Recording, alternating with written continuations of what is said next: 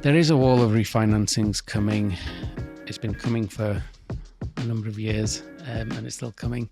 And in parts it has come as well. There are refinancings going on. There has been a revaluation of assets, of real estate assets across Europe. Enjoy the journey, because that is your life, as opposed to think I'm on a journey and eventually I'll get to this goal and then I'll be happy. Is that a reflection you had when you were on effectively your deathbed, age 30? You have a lot of time to reflect when you're dying. I think generally when people say to people about starting out in business or entrepreneurship, what's the personal cost? And the biggest cost, even more than money, is your time. You are 24/7 every day of the week focusing on your business.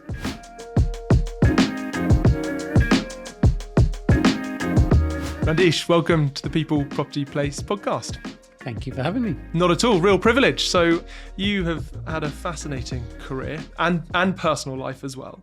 And I'm really excited to unpack a little bit about that. And so we'll come on to Precede in the business and how you set it up and what you do. But before we get on to some of that stuff, can you tell me, did you choose real estate or did real estate choose you? I would say I chose real estate, but the business side of real estate probably chose me. I kind of fell into it accidentally.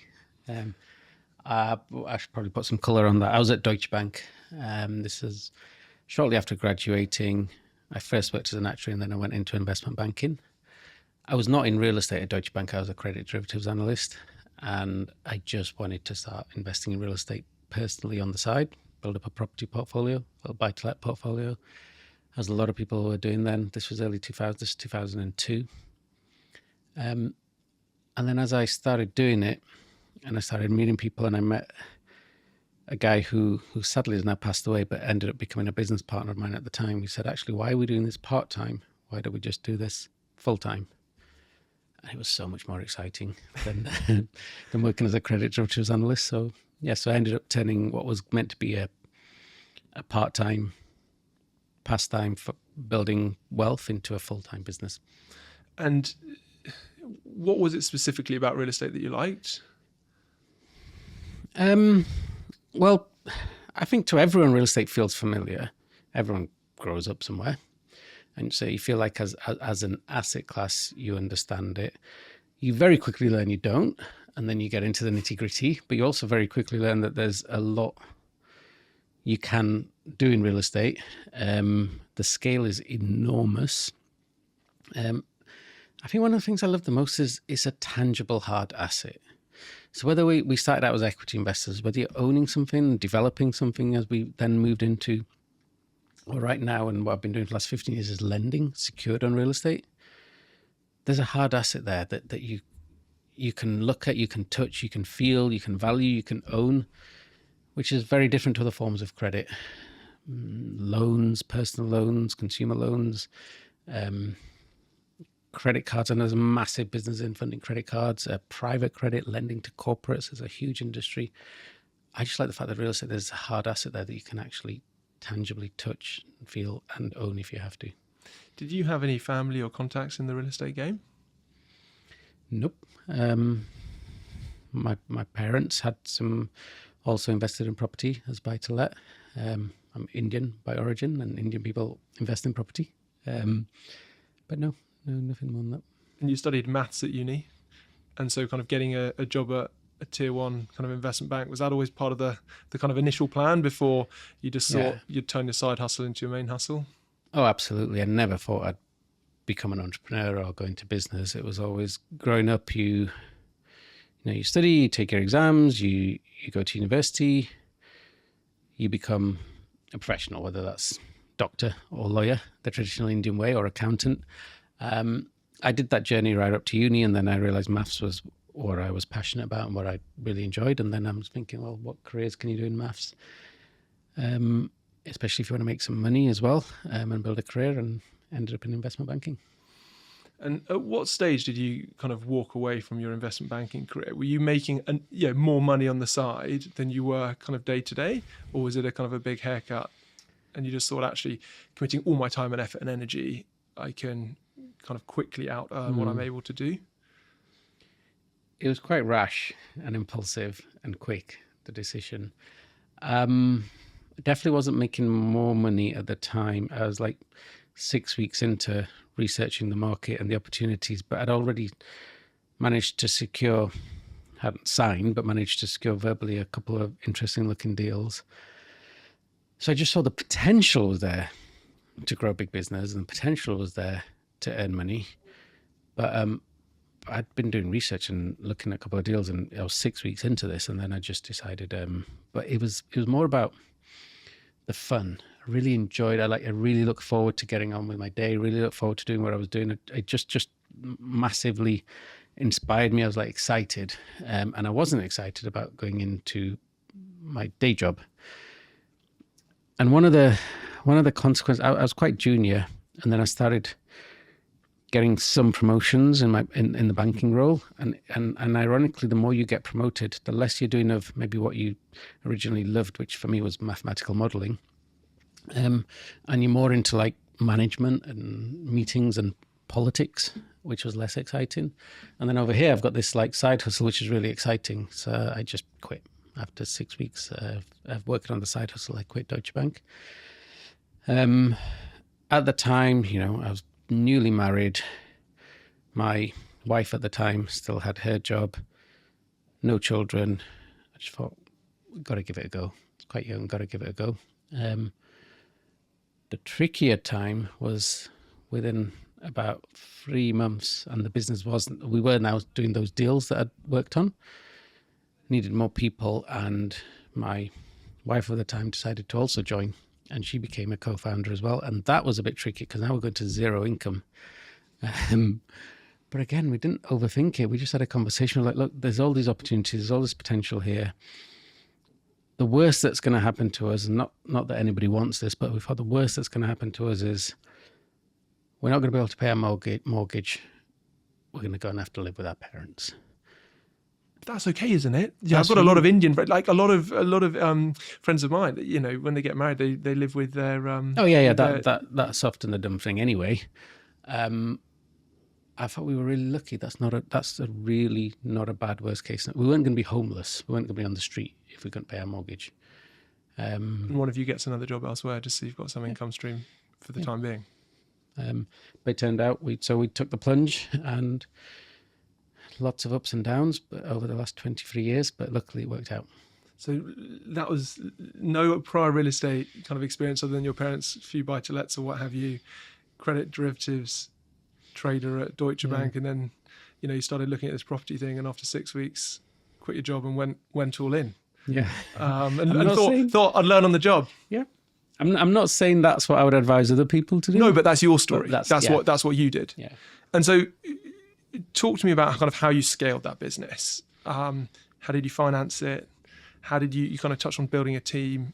Talk to me about that kind of evolution. A few things. Finance it a little bit by doing deals and cash flow coming in and using that cash flow to grow the business. Remortgaged my property at the time as well, to have some money to put in. And we initially, quite early on actually, probably far too early for such a small company. This is like in 2003. We were like less than a year old. We had a PR company, and they introduced us to a guy who became our chairman and a non-exec chairman, and he advised us very quickly start looking at development.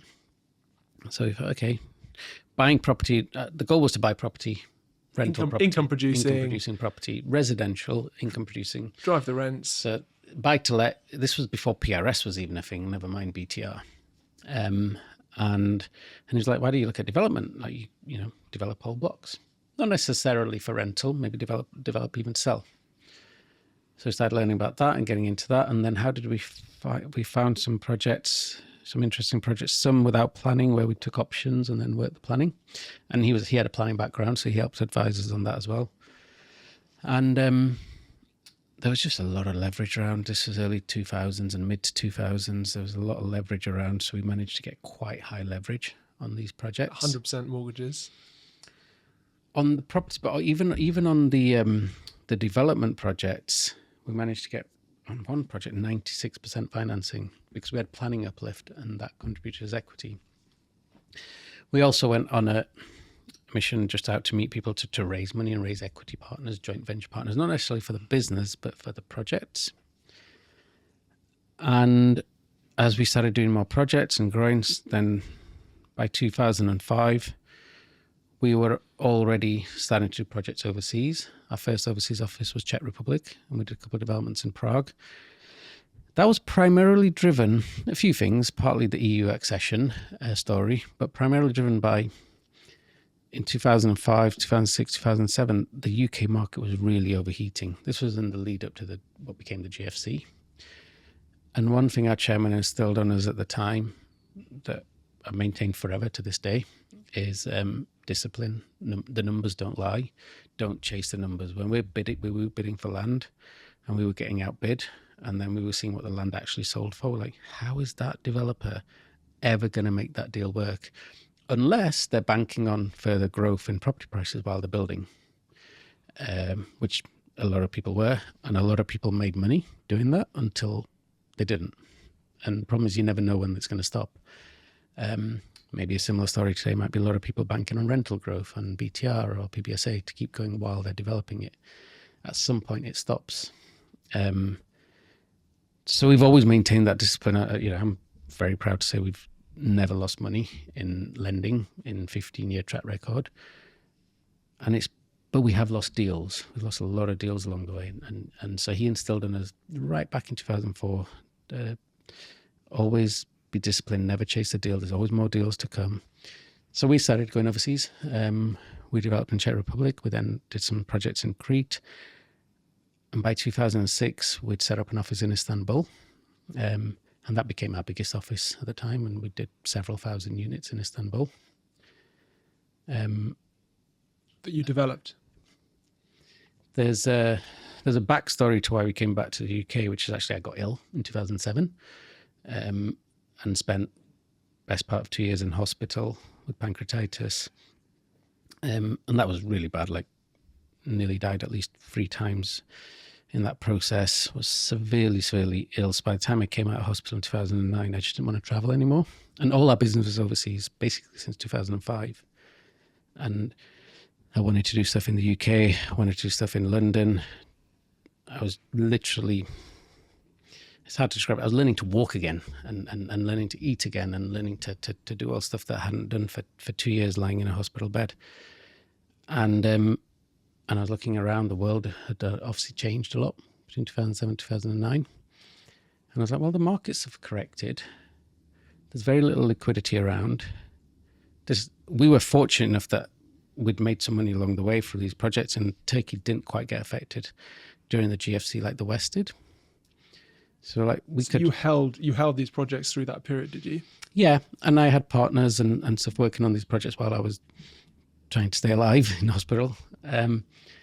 And so I thought, we can just start developing in UK again and London again. The prices have corrected. It's got to be great. There's not much liquidity around. There won't be much competition. And the thing that, when I went out there and started looking for deals, the thing that was surprising was there still was competition. Even in 2009, even 2010, anybody who had a bit of cash was taking advantage of it and buying up land. And I remember getting outbid on a couple of sites, one in Wimbledon and one in Richmond, and we're getting outbid by Berkeley Homes. And these were small projects. One was like 6 houses or something from memory, and one was like 10 or 12. Way too small for Berkeley Homes to be doing, but they were, like everybody, they were just hoovering up plots because they had cash as well. And then we got approached by a couple of developers who were like, I've got these sites, I've got them under option. They weren't huge. One was like 4 houses, one was like 5 houses. They were in Surrey. And I was like, can we buy them? No, they wouldn't sell them, but they said we do need debt, and debt's not available. Debt's totally dried up. We used to borrow from NatWest, and now it's totally dried up. I'm like, okay, maybe we could lend. Maybe we could lend them the money. We'd have happily owned these units anyway, but now we're suddenly at a lower basis. We're getting a very good return on our loan.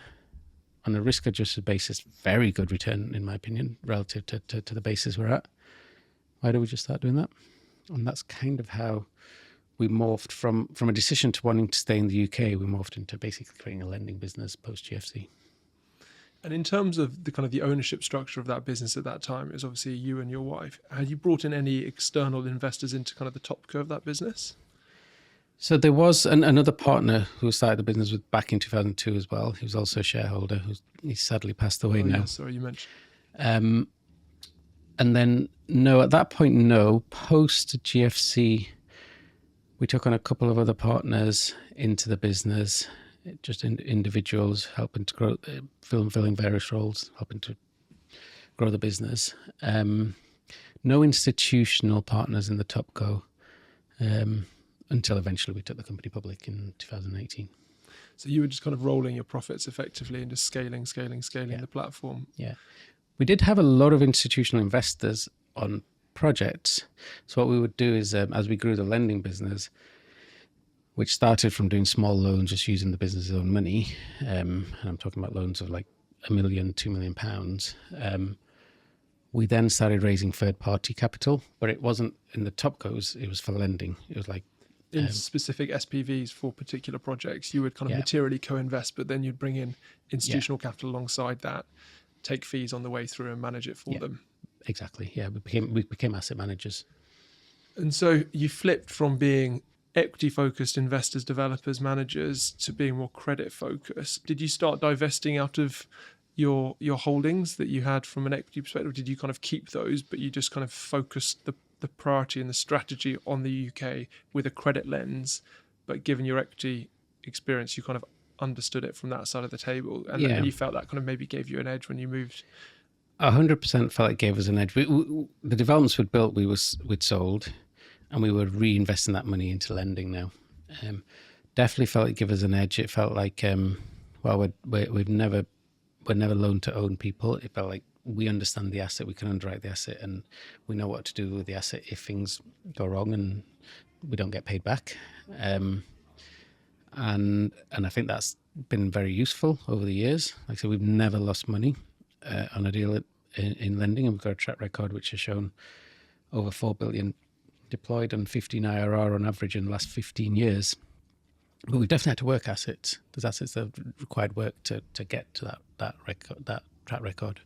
Talk to me about the kind of the evolution, because you touched on, you ended up listing that business. Talk to me about the kind of the growth and how that kind of came about and how you did that as well. It was around 2012, let's say. More liquidity started coming back into the market post GFC. It'd been pretty quiet for a while, and liquidity was very dry, hence credit crunch as the term. And as that liquidity started coming, that's when we started raising third-party capital to do bigger loans. We could do loans of 40 million. Soon we could do loans of 100 million using institutional capital, and we became a manager of third-party capital. And then we just carried on growing that business, constantly raising more buckets of capital. We've always had, even in the current business, lots of different pots of capital from different investors. And the beauty of that has always been, if there's a transaction that we like and we want to do, and we're happy to put our money into that deal, generally speaking, within the various different pots, because different investors have different criteria, we can find a pot of capital to make it work. So we started doing a whole range of loans. One thing I should add, we stopped the equity side of the business and the development side of the business very quickly once we were lending. Because? Actually, because we got asked by a few developers as they came to us and said, look, I'm showing you a site over here because I want you to lend me money on it. But your website says you're also a developer. Are you just going to go and try and nick this site afterwards? We were like, no, of course we're not. And we realized we hadn't developed since before I got ill. Why don't we just stop altogether? I really like the lending business. The scale of the lending market is huge. Give us a perspective in terms of, you touched on there's obviously a retrenchment in terms of kind of bank lending. What was the landscape like if you did want to get finance at that stage? Because obviously now there's so many different debt funds and there's a lot of private credit out there. But in terms of that kind of landscape, what did that look like back then? So it's hard for a lot of people to remember this, but if you go right back to 2009, there's no non-bank lenders out there in the UK. There was in the US, the UK often follows the US, and then Europe often follows the UK.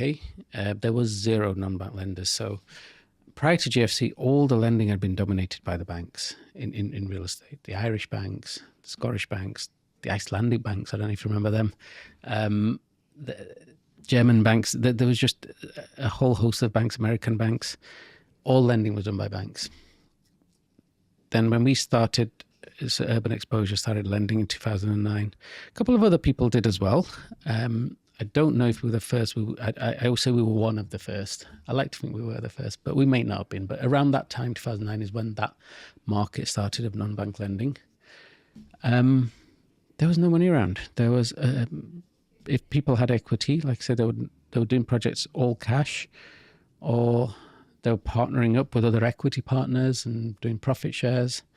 Like I said, the developers that came to us for these smaller loans are like, I'd just normally have gone to NatWest and borrowed, and or RBS or someone, and there's just no debt around right now.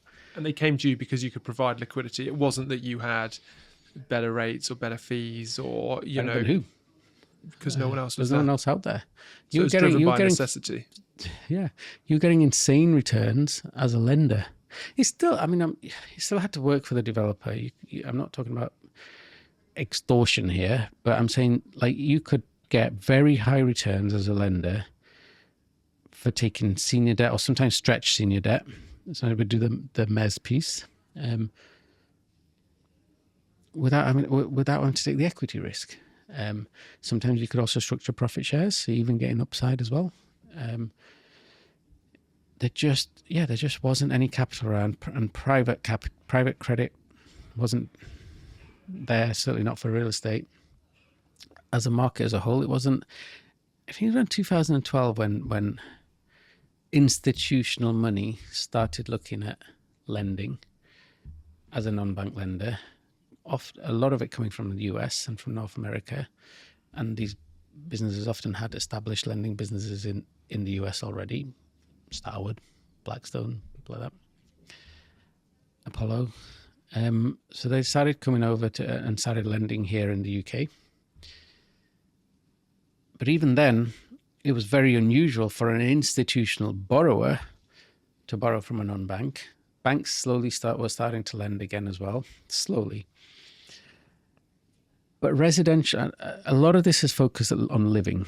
We used to call it residential in the old days. Now we call it living, because it includes PBSA, it includes co-living, later living, and BTR.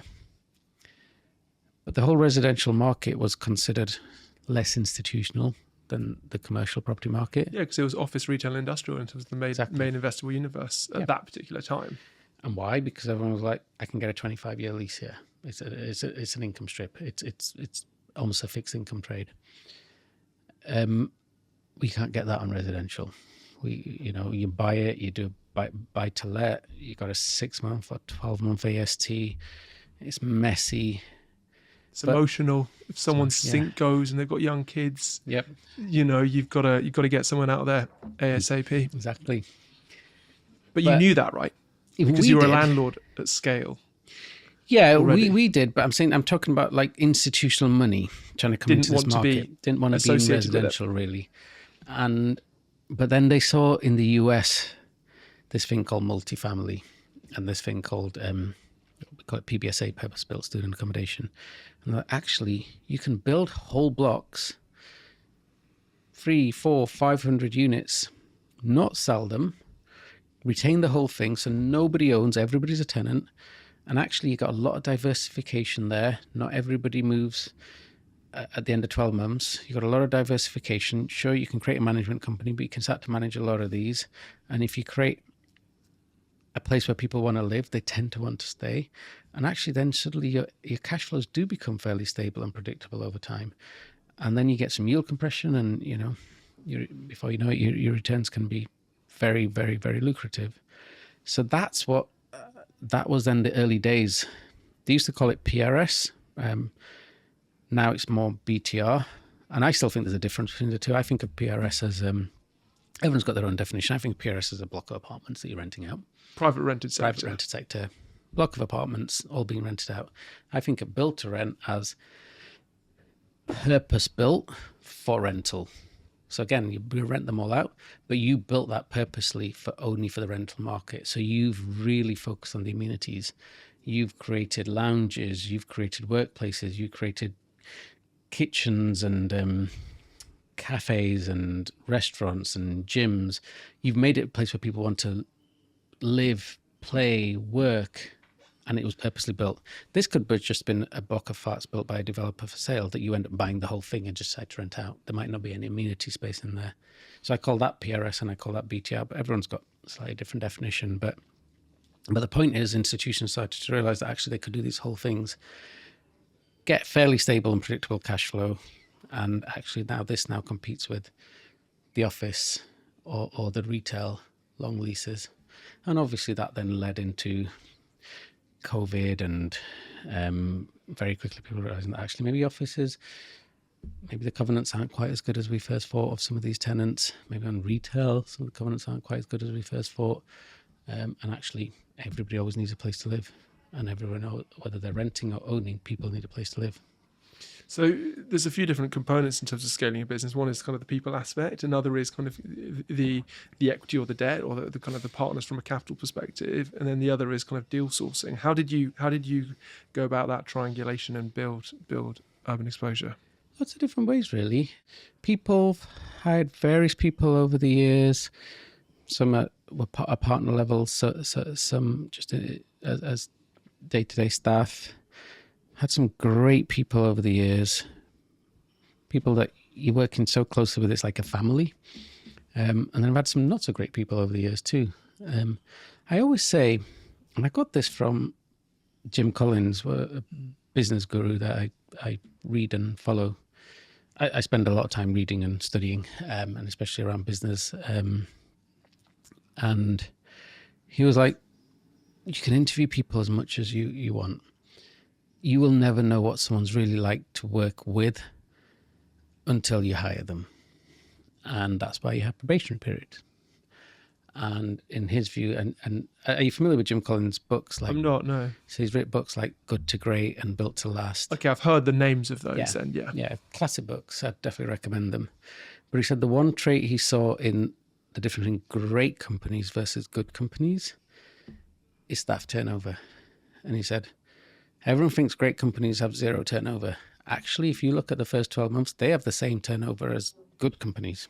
Everyone has a lot of turnover in the first 12 months of someone joining them. But after 12 months, the people that have stayed, you've got to learn to, this person's not right. It doesn't mean they're a bad person, they're just not right for the role or the company. You've got to learn to replace them. But the ones that make it past 12 months and make it past the probation, they end up staying for, I think it was like 19 plus years on average at the great companies. Because you they're right for the company and you create a culture where they're growing and thriving as well. And just because someone's not right for the role or right for the company, it's no slight on them. You hired badly and they chose the wrong company. So give them the flexibility to come find somewhere else. With my headhunting hat on, I agree. But I think that there's a couple of things. You can run a bad hiring process, and hire a great person. You can also run a really good process and hire a not so good person. But you can also run a really great process and hire a great person, and a really poor process and run a really poor process. You're in the credit game. It's all about risk mitigation and downside protection. With my headhunting hat on, it's much better to run a slick, structured process that enables you to appraise people as best as possible and them to appraise you as best as possible with a risk mitigation view to give yourself and them the best chance of working out rather than leaving it to chance. And the probation period, of course, is key for both parties, but it's about how do you create a process that enables both parties to enter into it with clear expectations with a view of driving for success. So I totally agree, and I didn't want to dismiss the process because the process is so key. The better the process, the much better the chance of finding the right person. And nobody wants to invest time, effort, money, first in hiring someone and then in training that person up and fit into the company for 12 months only for it to not work out. That's like the opportunity cost and it's the insane. time and effort is so not bad. good on anyone. But I'm just saying, if you have to do that, I have definitely learned over the years, maybe in some earlier years, I wasn't so great at replacing people who weren't right for the role early enough, and probably persevered too long and tried too hard to train or coach people when I should have actually just, Pull the trigger. accepted they weren't right for the role. I think as a leader, everyone has to go through that period and has to kind of learn that lesson. And another client of mine has got a saying, which is you can't put in what God left out, which I thought was quite an interesting way, because, you can be quite optimistic, and there's an ego thing as well. Like, you want to train and invest, but it gets to a point where that runway dies out. Let's move on to kind of how you scaled it from like a deal sourcing and a capital perspective. Deal sourcing, just being out there. This is the number one thing is shoe leather. Hired another partner who focused solely on origination as well with me. Going back to hiring, some of the best partners and hires I've had over the years, even today, are people I know as well. Sometimes you work with them. Sometimes you know them through the industry and you've done deals with them. But like my co-founder today, she's been with me for 12 years, but I used to be a client of hers. She was a lawyer. So deal sourcing, number one thing I would say is definitely that shoe, getting out there and meeting people. And I would say it takes time. It takes a long time. People used to say this to me like when I was first starting out, and it's frustrating. People always talk about like grey hair. But now I feel like I've got that grey hair after 23, 24 years in the industry. You just get to know everybody. You just go out there, you meet people, you know a lot of people, you get a lot of experience on the deal side, but also you just get to know a lot of people, and a lot of people get to know you. So when the time is right, when somebody wants to borrow money, let's say they pick up the phone to you. So one is just going out meeting people, and then it's also marketing and PR and getting your name out there that way as well. Now it's all digital and social media. The old days it was print and advertising. And then I actually think the biggest and best form of marketing your business is actually just getting on and doing deals. And people know, and people find out, and people talk about you. And a developer says, developers chatting to their friend in the pub, like, you want to borrow some money? Chat to them. I just borrowed some money from them last month. I hear they did that deal over there. You should go and speak to them. They might be good for you too. It's just building that referral network and that. Yeah, it's slow. The face-to-face meetings is the most inefficient form versus, I don't know, putting a post out on LinkedIn. But it's actually, I think, still the most personal and most effective. Build relationships, get to know people over many years. Just got some numbers in front of me here. You built Urban Exposure, where it was one of the leading UK residential development financiers, where you extended over £3 billion worth of financing, 1.7 billion of financing into the housing market. You floated the business, and you had institutional investors and partners like KKR, UBS, Starwood Capital, LaSalle, and Aviva, just to name a few. Why did you decide to float the business when you did? And talk to me about that kind of journey. So this was, the journey probably started in 2017. We listed the business in 2018. In 2017, we were looking at ways to grow the business and actually to raise equity into the business. One option was keep the business private and bring on private equity. But at the time, we had a few conversations. We also got speaking to a bank at the time who you should really look at floating the business and taking the company public and raising a bunch more capital. Because what we wanted was our own balance sheet. We wanted more. We wanted a bigger balance sheet to do even more lending, to grow the lending business even more. Even though it was kind of deal by deal, and as you said, you had a range of products that you could match to different investor types rather than have a discretionary fund that you could lend out of. Yeah, but still, the more balance sheet you've got, you can sometimes use that balance sheet to warehouse loans before you then bring investors into it, especially if you've got to move quickly. Sometimes borrowers are like, I really need to close this loan in like 6 weeks. So you can write the check and then syndicate it out later. Exactly. And you can also put bigger co-investment pieces into the pots of capital with your partners too, and potentially drive, bring on more capital partners, and potentially drive better terms and returns with those partners. Or risk profile or diversification, or get into a bracket where there's a minimal level of co-investment required to partner with those types of institutions as well. Yeah, exactly. So that was it. And it seemed at the time a good opportunity to list the business, so we did. So we actually listed a new company, raised a bunch of fresh equity, and moved the assets from the old company into the new company. I went public, I think it was May. It was around the middle of 2018. I think it was May, June, something like that, 2018. Was it a roaring success? Oh, it was amazing. And I'm joking there, I'm trying to be funny. No, started off successful, but very quickly went the wrong way. Because? So I should put some colour around that. The problem with being listed is external factors outside your business can affect your business. Even though everyone says to you, don't do this at the time, and we don't, but your shareholders do and the market does. Everybody looks at your share price constantly. And what happened was, first year, fine. Business was growing. We entered more JVs, like say with KKR. We got funding line from UBS. We were growing the business. We were doing good lending. And then it was sort of the middle of 2019. I want to say June-ish time, something like that. Maybe a bit earlier. I might have got the month wrong, but it was in 2019. The EGM was positive. The shareholders voted the deal through, but Poland couldn't complete. So again, if you look into this, you'll see then it started a whole process, a very strange process. As an individual, you're in a very strange situation because you were just about to be part of this company over here and work with them. And now your board is saying you've got to sue them for failing to complete, which was very messy. But at the same time, the whole country's in lockdown and everyone's trying to figure out what to do. And we've got a lot of construction loans. Our priority was make sure our loans are okay and our investors' capital is okay. And luckily it was, but that was a big, intense process. The government was releasing rules about social distancing and how do you do a construction site, and you have to change it to this is the way in and this is the way out, and the painters, decorators can't be there at the same time as the electricians, and so people have to be socially distancing on site. You still got to build these things, and the government was trying to figure out the rules as they went on with it.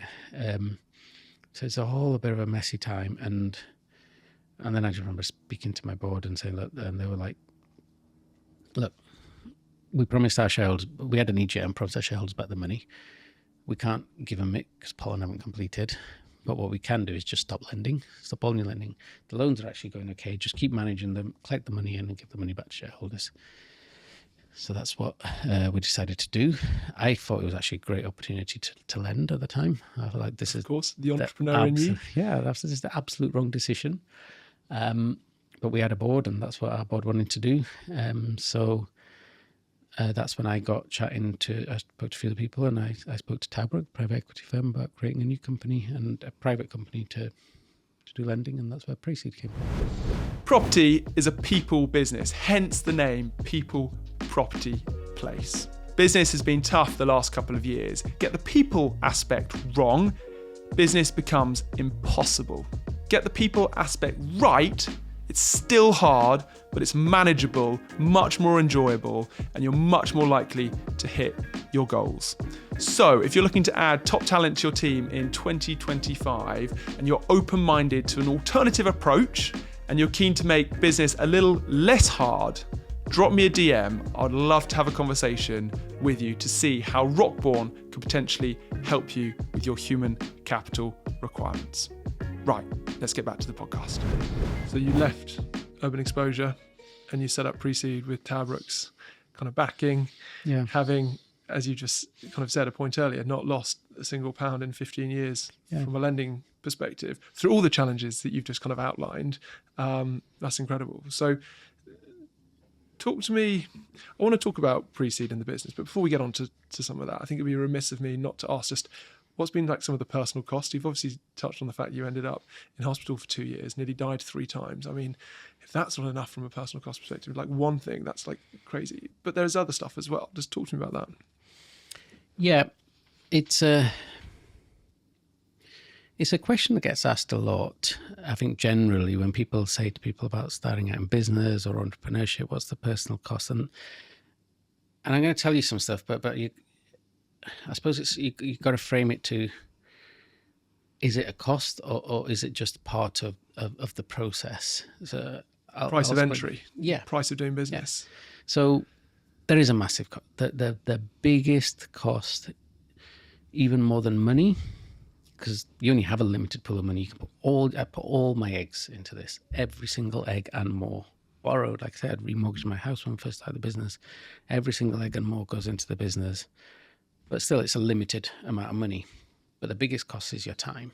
You are 24/7, every day of the week, focusing on your business. If it's something you're really passionate about and interested in, query, is that a cost or is that amazing? You're just, as I used to say, I'm like working on my hobby every minute It's of a the day. privilege almost. Yeah. You know it from your business. It's amazing.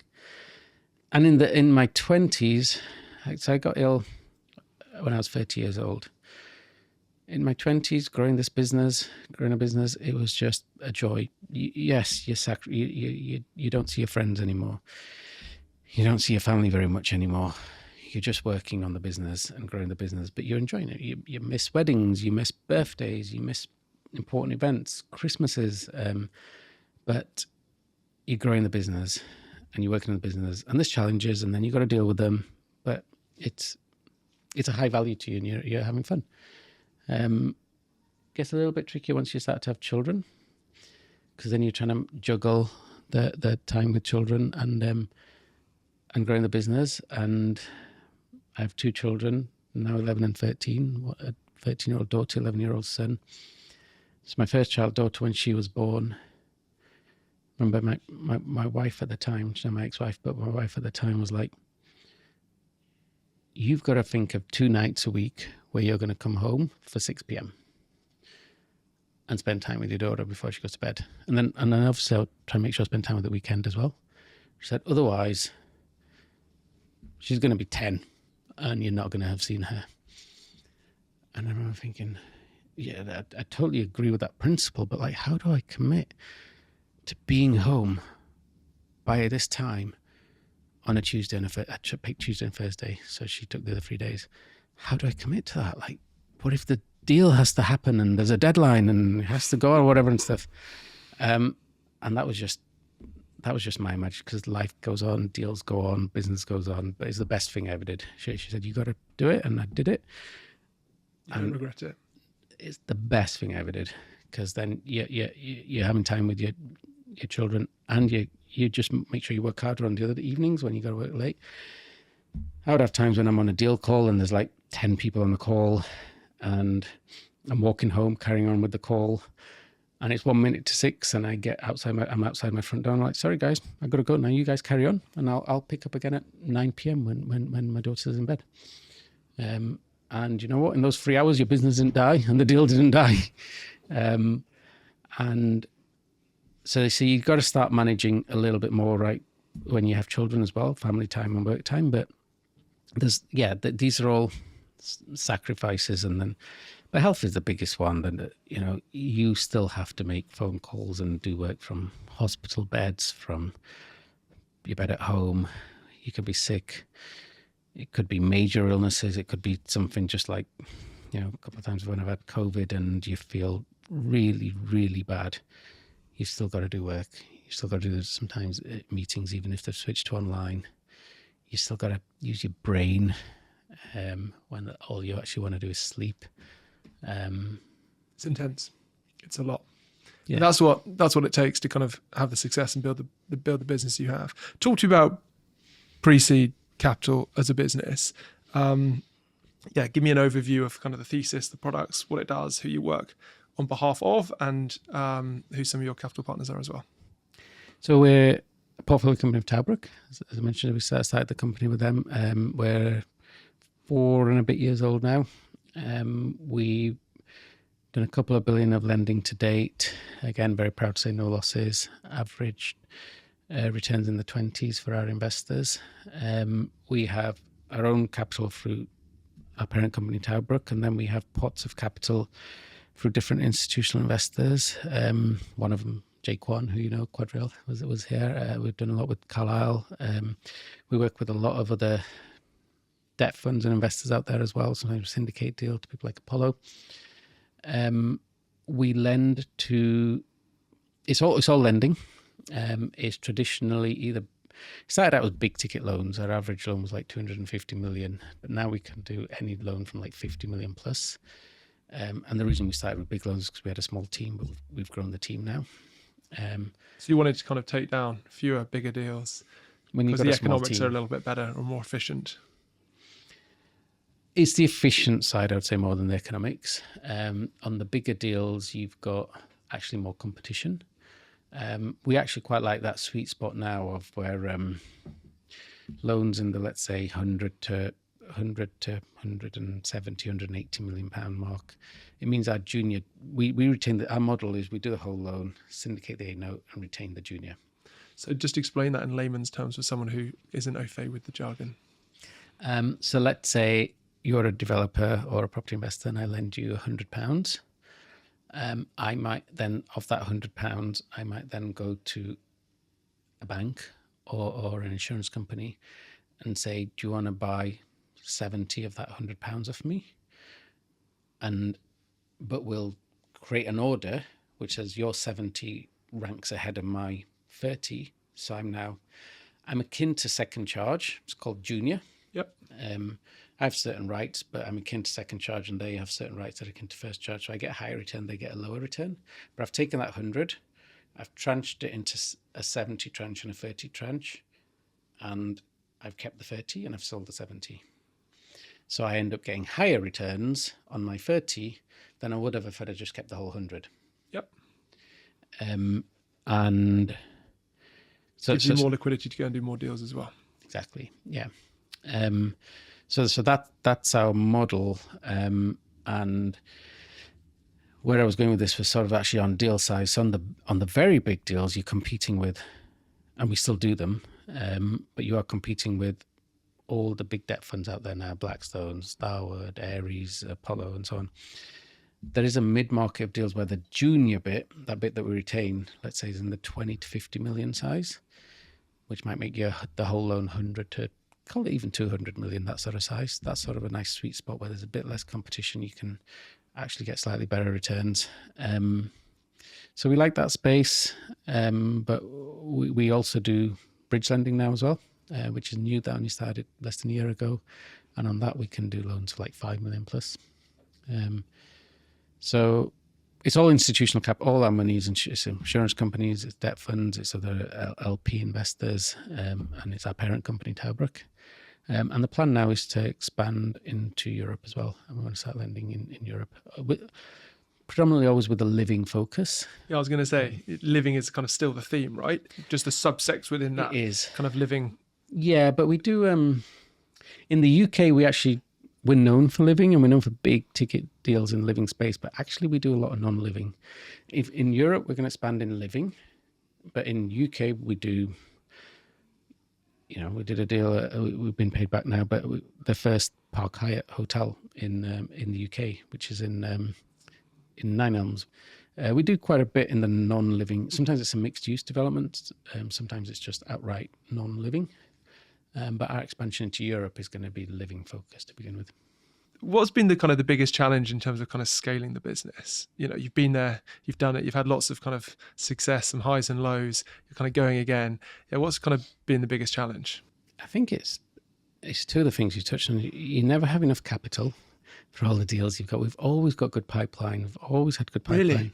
Always got good pipeline. Yeah, even now we've got 750 million in execution, and if you count the deals that are not quite in execution, you're over 1 billion in the pipeline. But 15, 20 years, we've always had good pipeline. So you never have enough capital and people. You never have enough good quality people. We've got a great team now, but I reckon if we had double the amount of people we had today, they'd still all be really busy. But you're always constrained by, you constrain the size of your team by the amount of capital you've got allocated to you, because otherwise you'd just be running at a massive loss. Yeah. Have you thought about raising a dedicated debt fund rather than kind of doing deal by deal? Yes, it's actually something we're exploring and looking at right now with TowerBrook. It's not something we've pressed go on or made a decision yet, but it is definitely something we're looking at. We're always looking at all forms of capital out there, and have done over the years as well, from listings to public bonds, private bonds, JVs, SMAs, and commingled funds.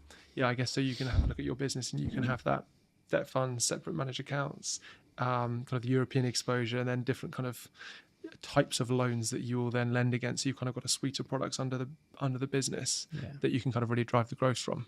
Exactly, yeah. And just basically grow the asset management side of the business. There's been a lot of talk in the press recently about the rise of kind of private credit debt funds. Some commentators are saying that with all the refinancing coming up in 2025 and 2027, there's going to be a big wall, and there's going to be some big kind of challenges. Some people are even saying echoes of 2008. What's your kind of take on a lot of that noise? The cockroaches, as the cockroaches, yeah, in the article. Yeah, I think Jamie Dimon mentioned that, didn't he? Did, yeah. So for me, terminology-wise, when I think of private credit, I think of it as like corporate credit, and I think of real estate credit as separate. And even real estate credit is now blurred with infrastructure credit, and a lot of people now calling it real assets. If you do a loan on a data center, which is actually a sector we really like, that's technically an infrastructure loan. So if we caveat this answer with, let's say, either real estate credit or real assets credit, because I'm not massively in the corporate lending space. There is a wall of refinancings coming. It's been coming for a number of years, and it's still coming. And in parts it has come as well. There are refinancings going on. We've done some, other people have done some. Often they need additional equity in for you to be able to refinance them. There has been a revaluation of assets, of real estate assets across Europe. 20, 30, 40%? It depends on the sector and the location. Logistics is very different to BTR, which is very different to office, which is very different to retail. Retail in Sunderland would be very different to retail in Paris, which would be very different to retail in Milan. So it's a bit of a wishy-washy answer I just gave you there. But it's a local game, yes, and it's an asset and location game specific, rather than tarring everything with the same brush. 100%. But a lot of times stuff does get tarred with the brush. That's a really interesting point you raised. So, for example, a few years ago, and often it's led by North America, a lot of American investors offices are off the table. We are not lending in offices or investing in offices, full stop. So every single office was off the table. It wasn't specific to, okay, maybe there's a really good asset over here in the city or in the West End or somewhere. It was just like office off the table. Recently it's life sciences off the table because of leasing risk. So what that creates for someone like us, and that your point about real estate being local, is it creates great opportunities. And not just us, there are other people out there doing it as well. But if you're on the ground in the market, you can find great opportunities in sectors that are out of favour, and you can make outsized risk-adjusted returns. So that's what we've always done for 15 odd years. We've always looked for those assets that are a little bit out of favour. If everybody is piling into logistics, returns are quite low at the moment. Look elsewhere. If you want to do data centers, but suddenly everyone's piling into flap D locations, which is like the tier one locations for Frankfurt, London, Amsterdam, Paris, and Dublin. Everyone's piling into those locations, and everyone wants it to be pre-let to huge tech companies. Returns are very low. So why do you look somewhere else? So we would always look somewhere else because we're trying to get outsized risk-adjusted returns. We're not just looking to do flow lending like bank capital would. So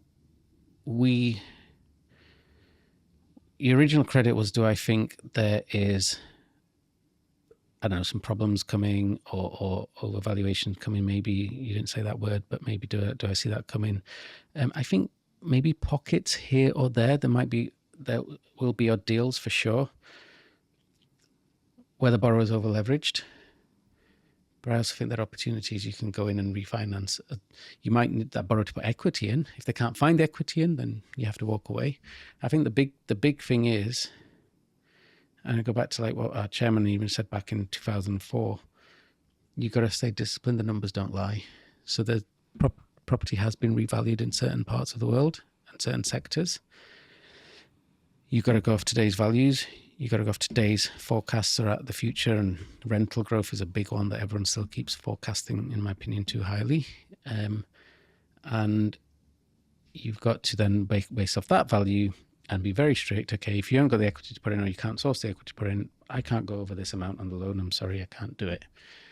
But in a lot of times you can do it because they can put the equity in, or they can find the equity, and then some of these refinancing can actually be great opportunities as well. So you just have to stay disciplined, and there's that saying, the numbers don't lie, but people do. Broadly speaking, just have a kind of a really disciplined approach in terms of how you view things. You mentioned you could find a great deal that kind of meets the criteria, but the other part of it is the sponsor and the team behind it and the team you partner with. And you definitely won't be doing a deal if the team isn't kind of credible or meets the criteria or scorecard that you set out. Just talk to me about the importance of that relationship and what you look for in sponsors. Yeah, sure. And I think that's a great question because it shows the type of lending we do and the type of lending I think most of the institutions that we and our peer group do is what I call borrower-based lending. There is another type of lending out there, which is asset-based lending. I'll touch on that briefly because that's really quick, because that's not what we do, where people just look at the asset. They don't really care who the borrower is. They look at the asset, look at the value of the asset, look at the basis, and they're like, I'm providing that loan, secured on that asset. If it goes wrong, I take over the asset. It's called loan to own. And if I get paid back, great. If I don't, I own the asset. What we do and what most of our peers in the industry do and most institutions I know do is what I call borrower-based lending, where you're lending to a borrower, the sponsor that you touched on. And the asset is also equally important, but that's just your security. All the asset is you've got a mortgage, you've got a charge on that asset, and that's your security in case things go wrong and the borrower can't pay you back. But you're never actually meant to invoke that security or enforce on it. The borrower is meant to carry out a business plan and then pay you back, and then you release the asset.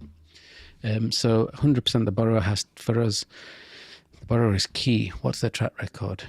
We don't want to be the first people back in the borrower in a new sector, for example, or in something they've done maybe many times before, but this is way bigger. Maybe they've built loads and loads of BTR assets over the years, but this one is now 200 units bigger than anything they've ever done before.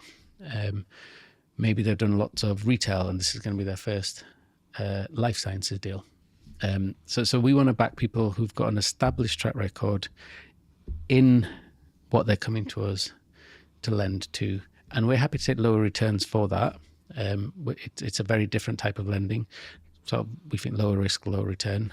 I mentioned we've averaged 15 IRR for the last 15 years now, which I think is great. And on a risk-adjusted basis is great. But there are deals out there you could chase that are 20 plus IRR, even in debt. But we don't want to go for those. So first and foremost, who is your sponsor? What's their background? How long have they been doing this? How strong is their track record? How much cash are they putting in the deal? And what, if additional recourse, have you got on from the sponsor as well as on the asset? And have you ever had to kind of change sponsor or RFP it? Is that kind of one way that you can, rather than enforce or take ownership of the asset, you can kind of bring in another group who can maybe take over or do a better job or have got better expertise to be able to turn around a particular situation? Yeah. The beauty of lending, and especially under UK law, is a very creditor-friendly jurisdiction. So absolutely we've had to, not as Precede, but in the old business at Urban Exposure, we have had some loans where we've had to change the sponsor group, change some directors of the sponsor, or sometimes keep the sponsor in, but change the contractor if the contractor we don't think is performing. Sometimes we had a project once where we were very happy with the contractor, but the sponsor wasn't performing. But then we had to manage the sponsor. We didn't replace them because well, I guess they know you can. So we just said, you have to manage the contractor this way, and we're now going to start managing the contractor and build it out through you effectively. So we did that and ended up being a very successful project. But yeah, we have had some times where we had to replace the sponsor. Yeah, Not a lot, luckily, but we've had some. Yeah, and step in and use that experience you've had. Yeah. Has your definition of success kind of changed over the years? And if so, how? Really good question. That's quite a philosophical question as well. We've covered quite a lot of ground today, haven't we? Yeah, we really have. And 100% the answer to that is yes. How do I define success? So if you'd asked me in the early 20s, young kid, recently married, growing a business, success was about money, making money, and then buying things, I guess, with that money. Money is a marker that your business or whatever it is that your investment is doing is working. It's definitely not a definition of success anymore for me. Success to me is how fulfilled you are in your life. How, what are your highest values, and then are you living according to your highest values? Something I learned a long time ago from a teacher of mine called John DiMartini. And for example, my highest values in life are my family, and my children. It's business, it's health and fitness, and then it's education. So I try to live a life that's balanced around those areas. So I spend a lot of time with my family and let's say some close friends, as much as I can, and that gives me fulfillment. I spend an inordinate amount of time on my business, obviously, but I enjoy it. And I've got a good team of people that I work with and partners, and I enjoy it, and it gives me fulfillment. Fulfillment doesn't mean happiness. It doesn't mean I'm just walking around with a big smile on my face. There's lots of challenges. What it means is you'll take the challenges with the benefits, because everything brings both. And when it's something high in your values, you'll take the challenges and you'll work through them, and your business brings you challenges and you work through it. If it's something low on your values, cooking is a very low value for me. So now I just don't do it. I've given up on it. It's an energy drain. Yeah. But some people love it. Just doesn't work for me. Never has. So I just don't do it anymore. But working health and fitness, it doesn't matter how busy I am at work, in my life, in my personal life, I always make time to go to the gym. Try and be a bit careful about what I eat. And I still try and make time to study maths when I can. It's a little bit more at the weekend now, because I don't really have much of the time. But I get joy from it. And maths is challenging. Going to the gym is challenging. Growing a business is challenging. Raising kids is challenging. But those are challenges that you take on and enjoy because it's a high value to you. So that's what I mean by fulfillment. So nowhere in there, I guess, was money. But money allows you, A, to measure that your business is growing well, and then B, gives you the opportunity to do things with your family, or pay for that gym membership, or go on that education course, or whatever it is that's a value to you, I guess. Yeah, I guess you've had some highs and lows and some successes along the way, and no doubt have done well on that kind of journey. But it's the marginal utility of that extra, dollar or whatever it is versus those kind of other 4 or 5 areas that you just cited. Yeah. It doesn't sound like it's the kind of the primary factor, but actually, if that's a net benefit of leaning into those things that fulfill you, and it's a proceed off the back of doing your work and doing that really well and balancing everything else, and that's great. There's a lot of there have been a number of businesses that have set up over the last few years. You said at the top of this conversation you had no plans to be an entrepreneur or what have you, and certainly you've kind of learnt your real estate skills by yourself, or you haven't kind of gone and worked at another institution. Yeah. What advice would you give to those earlier on in the journey who are either about to set up a business or are, a few years in? What advice would you give to them? A few years into their business or into their career? Into their business. Okay. So that one I would answer slightly different to people who are about to. So maybe I'll answer them separately. whenever I chat to young people, let's say early 20s, and they ask you about business and career and making a career and your own business, I actually often say, and this is, I guess, benefit of hindsight and what I did, I often say is go and work in a big institution first, if you can. Go and learn the institutional practices you get at one of the big consultancies, accounting firms, investment banks, private equity shops. They'll instill you great practice in terms of due diligence, in terms of building models, deal memos, investment analysis. And then with that, you can decide in a few years, maybe 2 years, maybe 4 years, whatever. Are you enjoying your career? Is the growth path? Do you enjoy it? You're meeting a lot of people, you're learning a lot of skills. Do you want to stay in there? Or actually now, do you want to go and set up a business? And a lot of people do. They then leave the big shop and set up their own things, start doing their own deals. Maybe they meet an investor or two that they know through the institution they worked at, and they start their own business. But I think those core skills and practices that the institutions teach you can be really valuable in your business as you then go on your journey and grow your business. If you're already in a business, then by definition, you've already got a business and you're growing it. It's a whole range of things. But like, for example, there's a lot of people who say, make sure you do the business about what you're passionate about. There is definitely some truth to that, but I think it can be misleading as well. I think you've got to do business.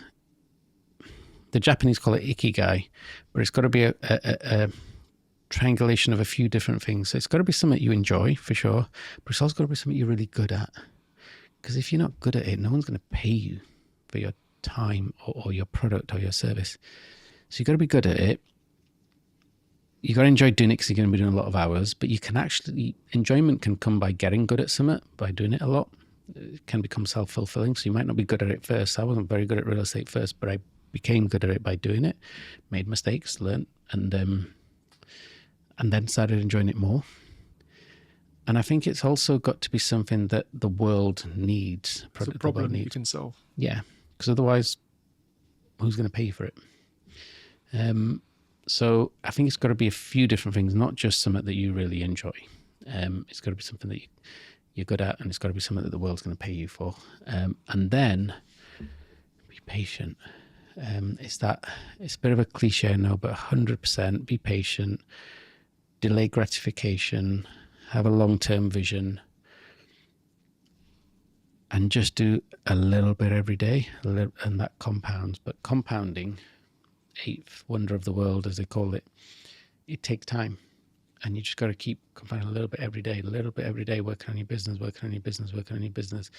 meeting new people, learning new skills, getting in more revenue, doing more deals, whatever it is, just doing a little bit every day. And then suddenly you might not see any material change in a week or a month, sometimes even in a year.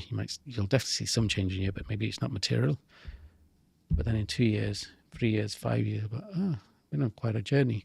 And before you know it, you've been doing it for 20 years and you've been on a very interesting journey. And you'll also have lots of friends along the way that have also been on the same journey for 20 years, not necessarily in your company, but in your industry. And it just becomes, it's almost like going to school every day because you're just hanging out with your mates. But you're growing businesses and you're doing deals together. But patience is the one that I think a lot of people lack. They're like, I want to grow a business and I want to sell it within 5 years.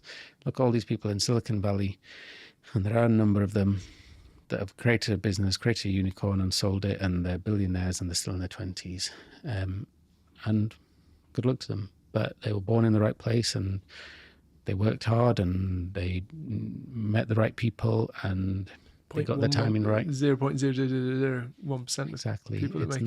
It's not representative of the majority of people. And they've done well. But the majority of people just have to keep plugging away, just enjoy it. The biggest cliche of all, I try to live my life by this. And a lot of people will roll your eyes as is a cliche, but it's so true in every area. I can't think of any area it's not true. You've got to accept that life is the journey and not the destination, which is very different to saying enjoy the journey, but ultimately you're going to get to a destination. There is no destination. There is no end goal. The journey is life, whether it's in your business, whether it's in your relationship, whether it's in your health and fitness goals, whether it's in your learning. Learning is endless. You can keep learning every day till you die. It's endless. There's no destination. Health and fitness, there's no destination. Your business, there's no destination. You're going to keep going. You can keep going forever. You've got to enjoy and get fulfillment, what we were talking about earlier, in the journey, because that's your life. One day you'll die, but the world goes on, the universe goes on. So enjoy the journey, because that is your life, as opposed to think I'm on a journey and eventually I'll get to this goal and then I'll be happy.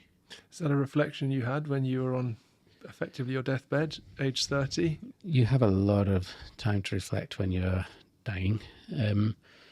Well, in between, a lot of it was like you're in intense pain, so you can't think. But when you a bit less pain and you can think, and you do think about some of the stuff you haven't done. That you've always, like, I wrote a book when I came out of hospital, because I always said when I was young I was a bit of a bookworm.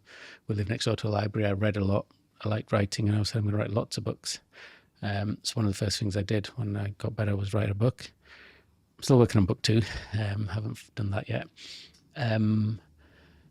I did think about the fact that I haven't had kids yet, and I always said I want to have kids.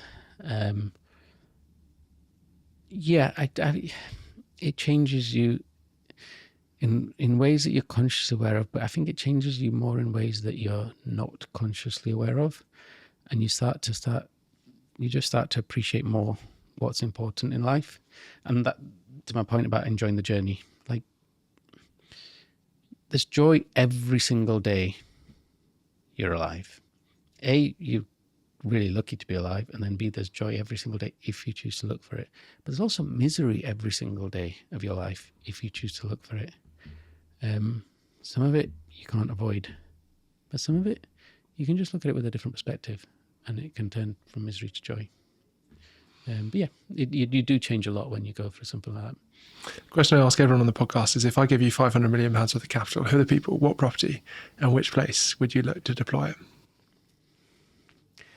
I'm allowed to say lending? Lending, my team, my strategy. You can do, but I'd much rather push you for a different answer. Okay. Well, because obviously you'd do that. I mean, I just think I don't want to lose that money, 500 million quid, and I want to generate a nice return on it. So on a risk-adjusted basis, if you can get like a 15% return on it, why wouldn't you do lending? But let's say that's off the table, and I can't do that. And you've got non-solicitation, non-compete, you're out again. Yeah. And you find yourself looking to set up another business.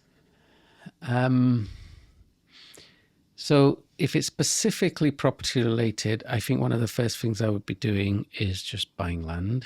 I'd be obviously researching cities around the world and buying land, because I think land... it's not growing, there's not more of it. There's not more of it, and that land, maybe land with a tech use to it, so land that you could build a data center on, for example. I think that could be a good investment over time, and maybe actually investing and building some data centers as well. If you're allowed to take a little bit of it, invest in private credit, then maybe I would back some companies in the tech world, especially in the AI world. But I'd have to go and do a lot of research and go to Silicon Valley and places and do a lot of research. But the pure property play, I think it would be land, especially housing is a no-brainer, and it's what I do. And then anything targeting the tech space, because that is our generation that we're in now. And I think data centers is the obvious one, but it could also be like, for quantum computing centers, cloud computing centers, anything with a sort of tech angle alongside housing, because people always need somewhere to live. And people on that journey that you'd bring to help you? Any probably mentors that you've worked with, or people that you've respected? Oh, the people I'd bring on the journey, probably people I work with today. No surprise. If I knew better people out there, I'd be trying to hire them. Mentors is different. If I was going into the tech world, like the housing world, we know very well. If I was going in the tech world, I'd have to think of people in that space, and I'd have to go out and find some mentors like I mentioned, John DiMartini, for example. He's a big mentor and teacher of mine over the years. But he covers all areas of life, all 7 areas of life. It's not specifically just investing in one particular sector or asset. He's basically the guy who taught me about values and fulfillment, amongst many other things. You'll have to think on that one. Yeah. Well, look, you've had a fascinating career, many ups, many downs, many lessons. And one thing I know from people and the feedback that I get on this podcast is people are really appreciative of hearing about founders' journeys and specifically how they've done what they've done, and also sharing the kind of the personal cost and the challenges that come from setting up a business. And I think we've covered that in abundance today, and you've been so generous with your insights and your reflections and your thoughts. So thank you for kind of bearing all, and I'm really excited to see what you and the team go on to do through 2026 and beyond, as you look to kind of diversify the business, both from kind of product offering but also geographical focus. So thank you for joining me today. All right, no, thank you for having me. I've really enjoyed the conversation. Can't believe how quickly it's gone. I really enjoyed it. Thank you. Hey, quick one from me. If you enjoyed this conversation, do me a favour and share it with a friend or colleague that you think would get value from this conversation. It would mean the world and help grow the People Property Place podcast. Thank you so much.